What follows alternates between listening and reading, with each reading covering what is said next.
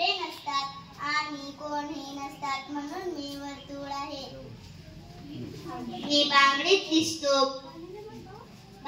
दिसतो, बॉटलीच्या ढकनात दिसतो आणि काही वस्तूंमध्येही दिसतो. धन्यवाद. मी भौमितिक आकारामधला